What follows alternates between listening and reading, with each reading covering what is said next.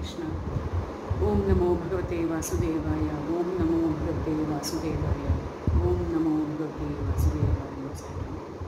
ಶ್ರೀಮದ್ಭಾಗವತ ಮಹಾಪುರಾಣ ಏಕಾದಶ ಸ್ಕಂದ 27ನೇ ಅಧ್ಯಾಯ ಭಗವಂತನ ಪೂಜಾ ವಿಧಾನದ ವರ್ಣನೆ. ಉದ್ಧವ ಕೇಳ್ತಾನೆ, ಭಕ್ತವತ್ಸಲ ಕೃಷ್ಣ, ಯಾವ ಕ್ರಿಯಾಯೋಗವನ್ನು ಆಶ್ರಯಿಸಿ ಭಕ್ತ ಜನರು ಯಾವ ಪ್ರಕಾರದಿಂದ ಯಾವ ಉದ್ದೇಶಕ್ಕಾಗಿ ನಿನ್ನನ್ನು ಆರಾಧಿಸುತ್ತಾರೆ? ನೀನು ನಿನ್ನ ಆರಾಧನಾ ರೂಪವಾದ ಆ ಕ್ರಿಯಾಯೋಗವನ್ನು ವರ್ಣಿಸುವ ಕೃಪೆ ಮಾಡು.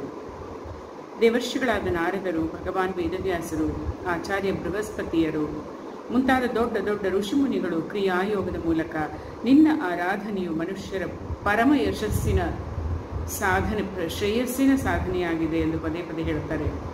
ಈ ಪೂಜಾ ವಿಧವು ಮೊಟ್ಟ ಮೊದಲು ನಿನ್ನ ಮುಖಾರವಿಂದದಿಂದಲೇ ಹೊರಟಿತ್ತು. ಇದನ್ನು ಬ್ರಹ್ಮದೇವರು ನಿನ್ನಿಂದ ಗ್ರಹಿಸಿ ತನ್ನ ಪುತ್ರ ಭೃಗು ಮುಂತಾದ ಮಹರ್ಷಿಗಳಿಗೆ ಹಾಗೂ ಭಗವಾನ್ ಶಂಕರನು ತನ್ನ ಅರ್ಧಾಂಗಿನಿ ಭಗವತಿ ಪಾರ್ವತಿಗೆ ಉಪದೇಶಿಸಿದ್ದರು. ಮರ್ಯಾದಾ ರಕ್ಷಕ ಪ್ರಭೋ, ಈ ಪೂಜಾ ಪದ್ಧತಿಯು ಬ್ರಾಹ್ಮಣ, ಕ್ಷತ್ರಿಯ ಮುಂತಾದ ವರ್ಣಗಳಿಗೆ, ಬ್ರಹ್ಮಚಾರಿ, ಗೃಹಸ್ಥ ಮುಂತಾದ ಆಶ್ರಮಿಗಳಿಗೆ ಪರಮ ಶ್ರೇಯಸ್ಕರವಾಗಿದೆ.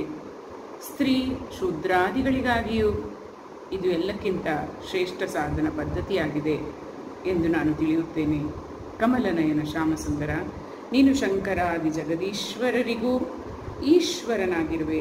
ನಾನು ನಿನ್ನ ಚರಣಗಳ ಪ್ರೇಮಿ ಭಕ್ತನಾಗಿದ್ದೇನೆ. ನೀನು ದಯಮಾಡಿ ನನಗೆ ಕರ್ಮ ಬಂಧನದಿಂದ ಬಿಡುಗಡೆಗೊಳಿಸುವ ಈ ವಿಧಿಯನ್ನು ತಿಳಿಸುವವನಾಗು. ಭಗವಾನ್ ಶ್ರೀ ಕೃಷ್ಣನ್ ಹೇಳ್ತಾನೆ, ಎಲೆ ಉದ್ದವನೇ, ಕರ್ಮಕಾಂಡವು ಸೀಮೆಯೇ ಇಲ್ಲದಷ್ಟು ವಿಸ್ತಾರವಾಗಿದೆ. ಅದಕ್ಕಾಗಿ ನಾನು ಸ್ವಲ್ಪದರಲ್ಲಿ ಪೂರ್ವಾಪರಕ್ರಮದಿಂದ ವರ್ಣಿಸುವೆನು. ನನ್ನ ಪೂಜೆಯಲ್ಲಿ ವೈದಿಕ, ತಾಂತ್ರಿಕ ಮತ್ತು ಮಿಶ್ರಿತ ಎಂಬ 3 ವಿಧಿಗಳಿವೆ. ಈ 3ರಲ್ಲಿನ ಯಾವ ವಿಧಿಯು ನನ್ನ ಭಕ್ತನಿಗೆ ಅನುಕೂಲವಾಗಿದೆಯೋ ಅದೇ ವಿಧಿಯಿಂದ ನನ್ನನ್ನು ಆರಾಧಿಸಬೇಕು. ಮೊದಲಿಗೆ ತನ್ನ ಅಧಿಕಾರಾನುಸಾರವಾಗಿ ಶಾಸ್ತ್ರೋಕ್ತ ವಿಧಿಯಿಂದ ಸಮಯಕ್ಕೆ ಸರಿಯಾಗಿ ಉಪನಯನ ಸಂಸ್ಕಾರದ ಮೂಲಕ ದ್ವಿಜತ್ವವನ್ನು ಪಡೆದು ಮತ್ತೆ ಶ್ರದ್ಧೆ ಭಕ್ತಿಯಿಂದ ಒಡಗೂಡಿ ಅವನು ಯಾವ ವಿಧಿಯಿಂದ ನನ್ನನ್ನು ಪೂಜಿಸಬೇಕೆಂಬುದನ್ನು ನಿನಗೆ ತಿಳಿಸುತ್ತೇನೆ. ಭಕ್ತಿಪೂರ್ವಕ ನಿಷ್ಕಪಟ ಭಾವದಿಂದ ನನ್ನ ಪ್ರತೀಕದಲ್ಲಾಗಲಿ, ವೇದಿಯಲ್ಲಾಗಲಿ, ಅಗ್ನಿಯಲ್ಲಾಗಲಿ, ನೀರಿನಲ್ಲಾಗಲಿ, ಹೃದಯದಲ್ಲಾಗಲಿ ಅಥವಾ ಜ್ಞಾನಿಯಾದ ಬ್ರಾಹ್ಮಣನಲ್ಲಾಗಲಿ ಆತ್ಮಗುರುವಾದ ನನ್ನನ್ನು ಆವಾಹನೆ ಮಾಡಿ ಆರಾಧನೆ ಮಾಡಬೇಕು. ಉಪಾಸಕನಾದವನು ಪ್ರಾತಃ ಕಾಲದಲ್ಲಿ ಹಲ್ಲುಗಳನ್ನು ಉಜ್ಜಿಕೊಂಡು ಶರೀರ ಶುದ್ಧಿಗಾಗಿ ಸ್ನಾನ ಮಾಡಬೇಕು. ಮತ್ತು ವೈದಿಕ ಮತ್ತು ತಾಂತ್ರಿಕಗಳೆಂಬ 2 ಪ್ರಕಾರದ ಮಂತ್ರಗಳಿಂದ ಮೃತ್ತಿಕಾ ಸ್ನಾನ ಮಾಡಬೇಕು. ಇದಾದ ಬಳಿಕ ವೇದೋಕ್ತ ಸಂಧ್ಯಾವಂದನಾದಿ ನಿತ್ಯಕರ್ಮಗಳನ್ನು ಮಾಡಬೇಕು. ಅನಂತರ ನನ್ನ ಆರಾಧನೆಗಾಗಿಯೇ ದೃಢವಾದ ಸಂಕಲ್ಪವನ್ನು ಗೈದು ವೈದಿಕ ಹಾಗೂ ತಾಂತ್ರಿಕ ವಿಧಿಗಳಿಂದ ಕರ್ಮ ಬಂಧನದಿಂದ ಬಿಡಿಸುವಂತಹ ನನ್ನ ಪೂಜೆಯನ್ನು ಮಾಡಬೇಕು. ನನ್ನ ಪ್ರತಿಮೆಗಳಲ್ಲಿ ಕಲ್ಲಿನದ್ದು, ಮರದ್ದು, ಧಾತುಗಳದ್ದು, ಮಣ್ಣು ಅಥವಾ ಗಂಧದ್ದು, ಚಿತ್ರರೂಪದಲ್ಲಿ ಬರೆದದ್ದು, ಮಳಲಿನದ್ದು, ಮನೋಮಯ ಮತ್ತು ಮಣಿಮಯ, ಹೀಗೆ 8 ಪ್ರಕಾರಗಳಿವೆ. ಛಲ ಮತ್ತು ಅಚಲ ಭೇದದಿಂದ ಒಂದು ಮೂರ್ತಿಯು ಅಚಲವಾಗಿ ಮಂದಿರದಲ್ಲಿ ಪ್ರತಿಷ್ಠವಾಗಿದ್ದು ಇನ್ನೊಂದು ರಥೋತ್ಸವಾದಿಗಳಿಗೆ ಉತ್ಸವ ಮೂರ್ತಿಯಾಗಿರುತ್ತದೆ. ಇಂತಹ 2 ಪ್ರಕಾರದ ಪ್ರತಿಮೆಗಳಲ್ಲಿಯೂ ಭಗವಂತನಾದ ನನ್ನ ಸನ್ನಿಧಾನವಿರುತ್ತದೆ. ಉದ್ಧವನೇ, ಅಚಲ ಪ್ರತಿಮೆಯ ಪೂಜೆಯಲ್ಲಿ ಪ್ರತಿದಿನ ಆವಾಹನೆ ವಿಸರ್ಜನೆ ಇರುವುದಿಲ್ಲ. ಛಲ ಪ್ರತಿಮೆಯ ಸಂಬಂಧದಲ್ಲಿ ಆವಾಹನೆ ಮಾಡುವುದು ಮಾಡದಿರುವುದು ವಿಕಲ್ಪವಿದೆ. ಚರಮೂರ್ತಿಯಾದ ಸಾಲಿಗ್ರಾಮದಲ್ಲಿ ಆವಾಹನೆ ವಿಸರ್ಜನೆಗಳಿಲ್ಲ. ಆದರೆ ಮಳಲ ಮೂರ್ತಿಯಲ್ಲಾದರೂ ಆವಾಹನೆ ಪ್ರತಿದಿನ ಆವಾಹನೆ ವಿಸರ್ಜನೆ ಮಾಡಬೇಕು. ಮಣ್ಣಿನ, ಗಂಧದ, ಚಿತ್ರಪಟ ಮುಂತಾದ ಪ್ರತಿಮೆಗಳಿಗೆ ಸ್ನಾನ ಮಾಡಿಸದೆ ಕೇವಲ ಪ್ರೋಕ್ಷಣೆ ಮಾಡಬೇಕು. ಉಳಿದ ಎಲ್ಲ ಪ್ರತಿಮೆಗಳಿಗೆ ಸ್ನಾನ ಮಾಡಿಸಬೇಕು. ವಿಧಿಗನುಗುಣವಾಗಿ ವಿಶೇಷ ಪೂಜಾ ಸಾಮಗ್ರಿಗಳಿಂದ ಪ್ರತಿಮಾದಿಗಳಲ್ಲಿ ನನ್ನ ಪೂಜೆ ಮಾಡಬೇಕು. ಆದರೆ ನಿಷ್ಕಾಮ ಭಕ್ತನು ಸುಲಭವಾಗಿ ದೊರೆಯುವ ಪತ್ರ, ಪುಷ್ಪ, ಜಲ, ಫಲ ಸಾಮಗ್ರಿಗಳಿಂದಲೇ ನನ್ನ ಪೂಜೆ ಮಾಡಲಿ. ಅಥವಾ ಹೃದಯದಲ್ಲಿ ನನ್ನನ್ನು ಧ್ಯಾನಿಸುತ್ತಾ ಮಾನಸಿಕ ಪೂಜೆಯನ್ನು ಮಾಡಬಹುದು. ಎಲೈ ಉದ್ಧವನೇ, ಸ್ನಾನ, ವಸ್ತ್ರ, ಆಭೂಷಣಾದಿಗಳಾದರೂ ಕಲ್ಲಿನ ಅಥವಾ ಧಾತುವಿನ ಪ್ರತಿಮೆಯ ಪೂಜೆಯಲ್ಲಿ ವಿನಿಯೋಗಿಸಬೇಕು. ಮಳಲುಮಯ ಮೂರ್ತಿ ಅಥವಾ ಮಣ್ಣಿನ ವೇದಿಕೆಯಲ್ಲಿ ಪೂಜೆ ಮಾಡುವುದಿದ್ದರೆ ಅವುಗಳಲ್ಲಿ ಮಂತ್ರಗಳ ಮೂಲಕ ತತ್ವನ್ಯಾಸ ಮಾಡಿ ಪ್ರಧಾನ ದೇವತೆಗಳನ್ನು ಸ್ಥಾಪಿಸಿ ಪೂಜಿಸಬೇಕು. ಅಗ್ನಿಯಲ್ಲಿ ಘೃತ ಮಿಶ್ರಿತ ಹವನ ಸಾಮಗ್ರಿಗಳಿಂದ ಆಹುತಿಗಳನ್ನೆತ್ತು ಪೂಜಿಸಬೇಕು. ಸೂರ್ಯನನ್ನೇ ನನ್ನ ಪ್ರತೀಕವಾಗಿಸಿಕೊಂಡು ಮಾಡಲಾಗುವ ಪೂಜೆ ಉಪಾಸನೆಯಲ್ಲಿ ಪ್ರಧಾನವಾಗಿ ಅರ್ಘ್ಯದಾನ ಮತ್ತು ಉಪಸ್ಥಾನ ನಮಸ್ಕಾರವಿರಬೇಕು. ನೀರಿನಲ್ಲಿ ತರ್ಪಣಾದಿಗಳಿಂದ ನನ್ನ ಉಪಾಸನೆ ಮಾಡಬೇಕು. ಯಾರಾದರೂ ನನ್ನ ಭಕ್ತನು ಶ್ರದ್ಧೆಯಿಂದ ಹೃತ್ಪೂರ್ವಕವಾಗಿ ನೀರನ್ನು ಅರ್ಪಿಸಿದರೂ ನಾನು ಅದನ್ನು ತುಂಬ ಪ್ರೇಮದಿಂದ ಸ್ವೀಕರಿಸುತ್ತೇನೆ. ಮೊದಲಿಗೆ ವಿಧಿಪೂರ್ವಕ ಅಂಗನ್ಯಾಸ ಮತ್ತು ಕರನ್ಯಾಸಗಳನ್ನು ಮಾಡಿಕೊಂಡು ಬಳಿಕ ಮಂತ್ರನ್ಯಾಸ ಅಂದರೆ ತತ್ವನ್ಯಾಸ ಮಾಡಬೇಕು. ದೇವರ ಮೇಲೆ ಹಿಂದೆ ಸಮರ್ಪಿಸಿದ ನಿರ್ಮಾಲ್ಯವನ್ನು ಕೈಯಿಂದ ತೆಗೆದು ಚೆನ್ನಾಗಿ ಒರೆಸಿಡಬೇಕು. ಮತ್ತು ತುಂಬಿದ ಕಲಶ, ವೃಕ್ಷಣ ಪಾತ್ರೆ, ಶಂಖ, ಗಂಟೆ ಇವುಗಳನ್ನು ಗಂಧಾಕ್ಷತೆಗಳಿಂದ ಪೂಜೆ ಮಾಡಬೇಕು. ಅನಂತರ ಪ್ರೋಕ್ಷಣ ಪಾತ್ರೆಯ ನೀರಿನಿಂದ ಪೂಜಾದ್ರವ್ಯಗಳನ್ನು ಮತ್ತು ತನ್ನ ಶರೀರವನ್ನು ಪ್ರೋಕ್ಷಿಸಿಕೊಳ್ಳಬೇಕು. ಪಾದ್ಯ, ಅರ್ಘ್ಯ, ಆಚಮನೆಗಳಿಗಾಗಿ 3 ಸಣ್ಣ ಪಾತ್ರೆಗಳಲ್ಲಿ ಕಲಶೋದಕವನ್ನು ತುಂಬಿಕೊಂಡು ಪೂಜಾ ಪದ್ಧತಿಯಂತೆ ಸಾಮಗ್ರಿಗಳನ್ನು ಹಾಕಿ ಸಂಸ್ಕರಿಸಬೇಕು. ಪಾದ್ಯ ಪಾತ್ರದಲ್ಲಿ ಶಾಮಾಕ, ದೂರ್ವೆ, ಕಮಲ, ವಿಷ್ಣುಕ್ರಾಂತ, ಗಂಧ, ತುಳಸಿ ದಳ ಇವುಗಳನ್ನು, ಅರ್ಘ್ಯ ಪಾತ್ರೆಯಲ್ಲಿ ಗಂಧ, ಪುಷ್ಪ, ಅಕ್ಷತೆ, ಯವ, ಕುಶ, ಎಳ್ಳು, ಬಿಳಿ ಸಾಸಿವೆ, ಗರಿಕೆ ಇವುಗಳನ್ನು, ಆಚಮನ ಪಾತ್ರೆಯಲ್ಲಿ ಜಾಜಿ ಹೂವು, ಲವಂಗ, ಕಂಕೋಲ ಇವುಗಳನ್ನು ಹಾಕಬೇಕು. ಇದಾದ ಬಳಿಕ ಪೂಜಕನು ಪಾತ್ರೆಗಳಲ್ಲಿ ಕ್ರಮವಾಗಿ ಹೃದಯ ಮಂತ್ರ, ಶಿರೋಮಂತ್ರ, ಶಿಖಾಮಂತ್ರ ಇವುಗಳಿಂದ ಅಭಿಮಂತ್ರಿಸಿ ಕೊನೆಗೆ ಈ 3 ಪಾತ್ರೆಗಳನ್ನು ಗಾಯತ್ರಿ ಮಂತ್ರದಿಂದ ಅಭಿಮಂತ್ರಿಸಬೇಕು. ಮತ್ತೆ ಪ್ರಾಣಾಯಾಮದಿಂದ ಪ್ರಾಣವಾಯುವನ್ನು ಮತ್ತು ಭಾವನೆಯ ಮೂಲಕ ಶರೀರಸ್ಥ ಅಗ್ನಿಯನ್ನು ಶುದ್ಧಗೊಳಿಸಿ ಹೃದಯ ಕಮಲದಲ್ಲಿ ಪರಮ ಸೂಕ್ಷ್ಮ ಮತ್ತು ಶ್ರೇಷ್ಠವಾದ ದೀಪಶಿಖೆಯಂತಿರುವ ನನ್ನ ಜೀವ ಕಲೆಯನ್ನು ಧ್ಯಾನಿಸಬೇಕು. ದೊಡ್ಡ ದೊಡ್ಡ ಸಿದ್ಧ ಋಷಿಮುನಿಗಳು ಓಂಕಾರದ ಅಕಾರ, ಉಕಾರ, ಮಕಾರ, ಬಿಂದುನಾದ ಈ 5 ಕಲೆಗಳ ಕೊನೆಯಲ್ಲಿ ಆ ಜೀವ ಕಲೆಯನ್ನು ಧ್ಯಾನಿಸುತ್ತಾರೆ. ಭಗವಂತನ ತೇಜೋಮಯ ಅಂಶವು ನನ್ನ ಹೃದಯದಲ್ಲಿದೆ. ಆ ಜೀವಕಲೆಯು ಆತ್ಮಸ್ವರೂಪವಾಗಿದೆ ಎಂದು ಪೂಜಕನು ಭಾವಿಸಬೇಕು. ಅವನ ತೇಜದಿಂದ ಇಡೀ ಅಂತಃಕರಣ ಮತ್ತು ಶರೀರ ತುಂಬಿ ಹೋದಾಗ ಮಾನಸಿಕ ಉಪಚಾರಗಳಿಂದ ಮನಸ್ಸಿನಲ್ಲೇ ಅವನನ್ನು ಪೂಜಿಸಬೇಕು. ತದನಂತರ ತನ್ಮಯನಾಗಿ ನನ್ನನ್ನು ಆವಾಹಿಸಿ ಪ್ರತಿಮಾದಿಗಳಲ್ಲಿ ಸ್ಥಾಪಿಸಬೇಕು ಮತ್ತು ಅಂಗನ್ಯಾಸ ಮಾಡಿ ಮಂತ್ರಗಳ ಮೂಲಕ ನನ್ನ ಪೂಜೆ ಮಾಡಬೇಕು.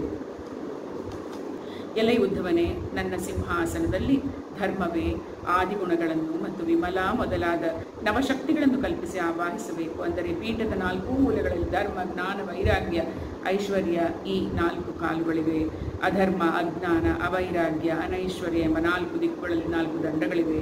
ಸತ್ವ, ರಜ, ತಮ ಎಂಬ 3 ಮೆಟ್ಟಲುಗಳಿಂದ ಕೂಡಿದ ಪೀಠವಿದೆ. ಅದರ ಮೇಲೆ ವಿಮಲ, ಉತ್ಕರ್ಷಿಣಿ, ಜ್ಞಾನ, ಕ್ರಿಯಾ, ಯೋಗ, ಪ್ರಹ್ವಿ, ಸತ್ಯ, ಈಶಾನ, ಅನುಗ್ರಹ ಎಂಬ ನವಶಕ್ತಿಗಳು ವಿರಾಜಮಾನವಾಗಿವೆ. ಆ ಪೀಠದಲ್ಲಿ ಒಂದು ಅಷ್ಟದಳ ಕಮಲವಿದೆ. ಅದರ ಕರ್ಣಿಕ ಅತ್ಯಂತ ಪ್ರಕಾಶಮಾನವಾಗಿದೆ ಮತ್ತು ಹಳದಿ ಬಣ್ಣದ ಕೇಸರಗಳ ಪ್ರಭೆ ಅಲೌಕಿಕವಾಗಿದೆ.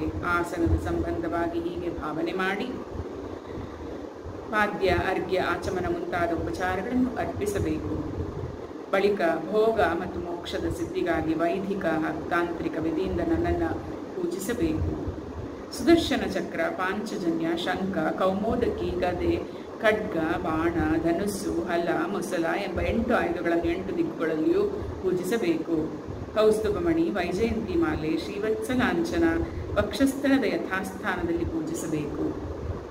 ನಂದ, ಸುನಂದ, ಪ್ರಚಂಡ, ಚಂಡ, ಮಹಾಬಲ, ಬಲ, ಕುಮುದ, ಕುಮುದೇಕ್ಷಣ ಈ 8 ಮಂದಿ ನನ್ನ ಪಾರ್ಷದರನ್ನು 8 ದಿಕ್ಕುಗಳಲ್ಲಿ ಸ್ಥಾಪಿಸಿ ಪೂಜಿಸಬೇಕು. ಗರುಡನನ್ನು ಎದುರುಗಡೆಯಲ್ಲಿ ಸ್ಥಾಪಿಸಿ ಪೂಜಿಸಬೇಕು. ಬಳಿಕ ದುರ್ಗೆ, ವಿನಾಯಕ, ವ್ಯಾಸ, ವಿಶ್ವಕ್ಸೇನರನ್ನು 4 ಮೂಲೆಗಳಲ್ಲಿ ಸ್ಥಾಪಿಸಿ ಪೂಜಿಸಬೇಕು. ಬಲಭಾಗದಲ್ಲಿ ಗುರುವನ್ನು, ಪೂರ್ವಾದಿ 8 ದಿಕ್ಕುಗಳಲ್ಲಿ ಇಂದ್ರಾದಿ ಅಷ್ಟದಿಕ್ಪಾಲಕರನ್ನು ಸ್ಥಾಪಿಸಿ ಪ್ರೋಕ್ಷಣ, ಪಾದ್ಯ, ಅರ್ಘ್ಯ, ಪ್ರಧಾನಾದಿ ಕ್ರಮಗಳಿಂದ ಪೂಜೆ ಮಾಡಬೇಕು. ಪ್ರಿಯ ಉದ್ದವನೇ, ಸಾಮರ್ಥ್ಯ, ವೈಭವಗಳಿದ್ದರೆ ಪ್ರತಿದಿನವೂ ಚಂದನ, ಲಾವಂಚ, ಪಚ್ಚಕರ್ಪೂರ, ಕುಂಕುಮ ಕೇಸರಿ, ಅಗರು ಮುಂತಾದ ಸುಗಂಧ ದ್ರವ್ಯಗಳಿಂದ ಸುವಾಸಿತ ಜಲದಿಂದ ನನಗೆ ಅಭಿಷೇಕ ಮಾಡಬೇಕು. ಸುವರ್ಣಂ ಘರ್ಮಂ ಪರಿವೇದವೇನಂ ಸ್ವರ್ಣ ಘರ್ಮಾನುವಾಕದಿಂದಲೂ ಜಿತಂತೆ ಪುಂಡರೀಕಾಕ್ಷ ಎಂಬ ಮಹಾಪುರುಷ ವಿದ್ಯೆಯಿಂದಲೂ ಪುರುಷ ಸೂಕ್ತದಿಂದಲೂ ಇಂದ್ರಂ ನರೋನೇ ಮಧಿತಾ ಹವಂತ ಮುಂತಾದ ರಾಜನಾದಿ ಸಾಮಗಾನದಿಂದಲೂ ನನಗೆ ಅಭಿಷೇಕ ಮಾಡಬೇಕು. ನನ್ನ ಭಕ್ತನು ವಸ್ತ್ರ ಯಜ್ಞೋಪವೀತ ಭೂಷಣ ಪತ್ರ ಪುಷ್ಪಮಾಲೆ ಗಂಧ ಚಂದನಾದಿಗಳಿಂದ ಪ್ರೇಮಪೂರ್ವಕ ಯಥಾವತ್ ನನ್ನನ್ನು ಶೃಂಗರಿಸಲಿ. ಪೂಜಕನು ಶ್ರದ್ಧೆಯಿಂದ ನನಗೆ ಪಾದ್ಯ ಆಚಮನ ಚಂದನ ಪುಷ್ಪ ಅಕ್ಷತೆ ಧೂಪ ದೀಪ ಮುಂತಾದ ಉಪಚಾರಗಳನ್ನು ಸಮರ್ಪಿಸಲಿ. ಅನುಕೂಲಕ್ಕೆ ತಕ್ಕಂತೆ ಬೆಲ್ಲ ಪಾಯಸ ತುಪ್ಪ ಚಕ್ಕುಲಿ ಅಪೂಪ ಎರೆಯಪ್ಪ ತಿರಸ ಸಿಹಿ ಕಡುಬು ಲಾಡು ಮೊಸರು ತೊಬ್ಬೆ ಮುಂತಾದ ನಾನಾ ವ್ಯಂಜನಗಳನ್ನು ನೈವೇದ್ಯ ಮಾಡಲಿ. ನನ್ನ ಶ್ರೀ ವಿಗ್ರಹಕ್ಕೆ ದಂತಧಾವನ ಎಣ್ಣೆ ಮಜ್ಜನ ಅಂಗಗಳನ್ನು ಒತ್ತುವಿಕೆ ಪಂಚಾಮೃತಾಭಿಷೇಕ ಸುಗಂಧ ದ್ರವ್ಯಗಳ ಲೇಪನ ಮಾಡಿ ಅಲಂಕಾರ ಕನ್ನಡಿ ಸೇವೆ ಅನ್ನಭಕ್ಷಗಳ ನೈವೇದ್ಯ ಇತ್ಯಾದಿಗಳನ್ನು ಪ್ರತಿನಿತ್ಯವೂ ಮಾಡಬೇಕು. ನೃತ್ಯ ಗೀತಾದಿ ಸೇವೆಯನ್ನು ನಿತ್ಯವೂ ಮಾಡಬಹುದು. ಸೌಕರ್ಯವಿಲ್ಲದಿದ್ದರೆ ಪರ್ವ ದಿವಸಗಳಲ್ಲಾದರೂ ಮಾಡಬೇಕು. ಜೊತೆಗೆ ಭಗವನ್ನಾಮ ಸಂಕೀರ್ತನೆ ಹರಿಕಥೆಗಳನ್ನು ಏರ್ಪಡಿಸಬೇಕು. ಉದ್ದವನೇ, ಪೂಜಕನು ತನ್ನ ಗೃಹ್ಯೋಕ್ತ ವಿಧಿಯಿಂದ ನಿರ್ಮಿತವಾದ ಮೇಕಲೆ ಗರ್ತ ವೇದಿ ಬೆಳೆದು ಕೂಡಿದ ಕುಂಡದಲ್ಲಿ ಅಗ್ನಿಯನ್ನು ಪ್ರತಿಷ್ಠಾಪಿಸಿ ಪ್ರಜ್ವಲನಗೊಳಿಸಬೇಕು. ಸುತ್ತಲೂ ಕೈಯಿಂದ ನೀರನ್ನು ಪ್ರೋಕ್ಷಿಸಿ ಅದನ್ನು ಪರಿಸಮೂಹನ ಮಾಡಬೇಕು. ಬಳಿಕ ಹೋಮಕುಂಡದ 4 ಕಡೆಗಳಲ್ಲಿಯೂ ಪರಿಸ್ತರಣವನ್ನು ಹಾಸಿ ಪ್ರೋಕ್ಷಣ ಪಾತ್ರೆಯಲ್ಲಿ ಇರುವ ಜಲದಿಂದ ಸುತ್ತಲೂ ಪ್ರೋಕ್ಷಿಸಿ ಸ್ವಗೃಹ್ಯೋಕ್ತ ವಿಧಿಯಿಂದ ಸಮಿತ್ ಪ್ರಕ್ಷೇಪಾದಿ ವಿಧಿಯಿಂದ ಅನ್ವಾಧಾನ ಕರ್ಮವನ್ನು ಮಾಡಿ ಅಗ್ನಿಗೆ ಉತ್ತರದಲ್ಲಿ ಹೋಮಕ್ಕೆ ಉಪಯುಕ್ತವಾದ ದ್ರವ್ಯಗಳನ್ನಿಟ್ಟು ಪ್ರೋಕ್ಷಣಿ ಪಾತ್ರೆಯ ಜಲದಿಂದ ಪ್ರೋಕ್ಷಿಸಬೇಕು. ಅನಂತರ ಆ ಅಗ್ನಿಯಲ್ಲಿ ನನ್ನನ್ನು ಧ್ಯಾನಿಸಬೇಕು.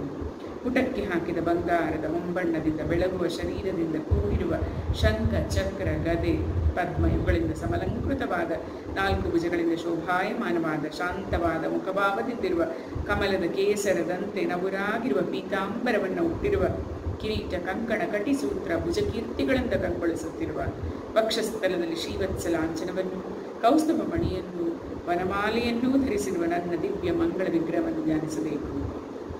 ಅಗ್ನಿಯಲ್ಲಿ ನನ್ನ ಈ ಮೂರ್ತಿಯನ್ನು ಧ್ಯಾನಿಸಿ ಪೂಜಿಸಬೇಕು. ಬಳಿಕ ಒಣಗಿದ ಸಮಿತಿಗಳನ್ನು ತುಪ್ಪದಲ್ಲಿ ಅದ್ದಿ ಆಹುತಿಯನ್ನು ಕೊಡಬೇಕು.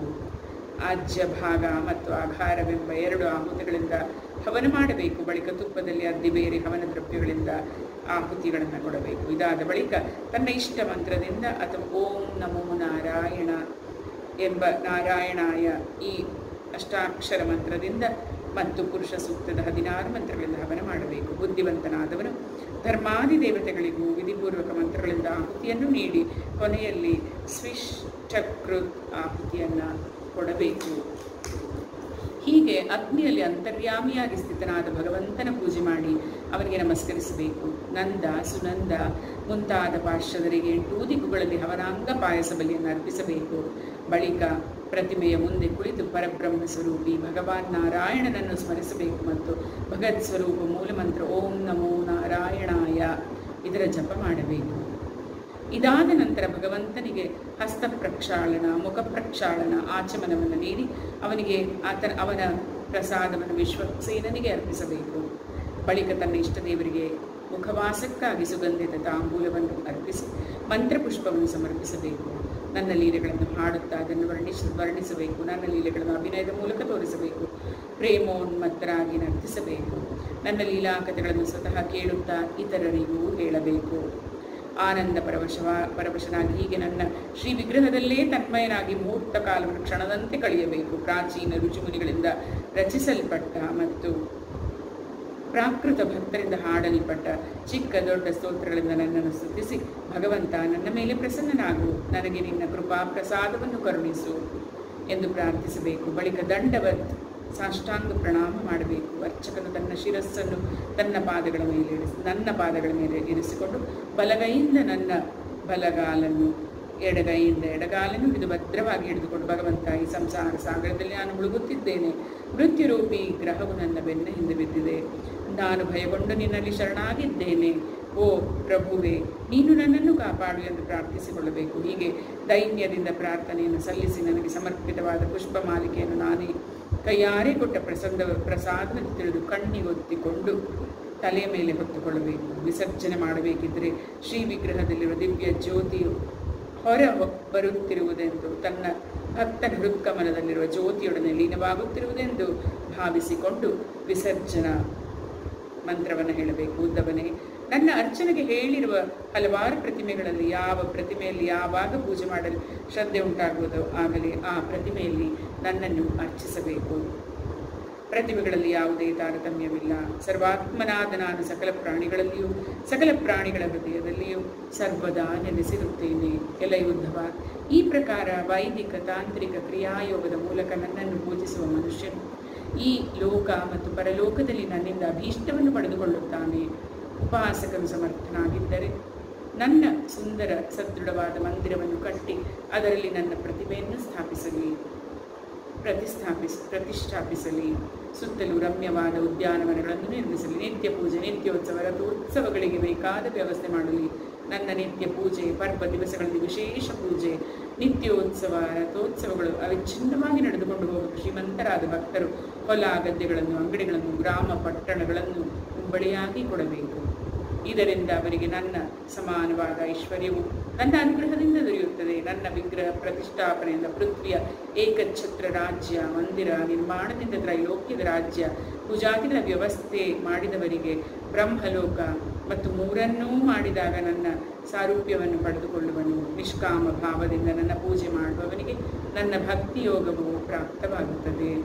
ಆ ನಿರಕ್ಷೇಪ ಭಕ್ತಿಯೋಗದ ಮೂಲಕ ಅವನು ಸ್ವಯಂ ನನ್ನನ್ನು ಪಡೆದುಕೊಳ್ಳುತ್ತಾನೆ. ದೇವ ಬ್ರಾಹ್ಮಣರಿಗೆ ತಾನು ಕೊಟ್ಟ ಉಂಬಳಿಯನ್ನಾಗಲಿ ಇತರರು ಕೊಟ್ಟ ಉಂಬಳಿಯನ್ನಾಗಲಿ ಅಪಹರಿಸುವನು ಕೋಟ್ಯಂತರ ವರ್ಷಗಳವರೆಗೆ ಅಮೇಧ್ಯದಲ್ಲಿನ ಕ್ರಿಮಿಯಾಗುತ್ತಾನೆ. ಇಂತಹ ಪಾಪಿಷ್ಟವಾದ ಹೇಯವಾದ ಕೆಲಸಕ್ಕೆ ಸಹಾಯ ಮಾಡುವವರು, ಪ್ರೇರಕರು, ಅನುಮೋದಕರು, ಇವರಿಗೂ ಇದೇ ವಿಧವಾದ ದುಷ್ಫಲವು ದೊರೆಯುತ್ತದೆ. ಇವರ ಕೈವಾಡ ಹೆಚ್ಚಿದ್ದರೆ ಅವರಿಗೆ ಫಲವು ಹೆಚ್ಚೇ ಸಿಗುತ್ತದೆ. ಇಲ್ಲಿಗೆ 27ನೇ ಅಧ್ಯಾಯ ಮುಗಿಯಿತು. इति श्रीमद्भागवते महापुराणे पारमहंस्यां संहितायां 11 स्कन्धे 27ोऽध्यायः। श्रीकृष्णार्पणमस्तु। ओम नमो भगवते वासुदेवाय। ओम नमो भगवते वासुदेवाय। ओम नमो भगवते वासुदेवाय। ओम साईराम।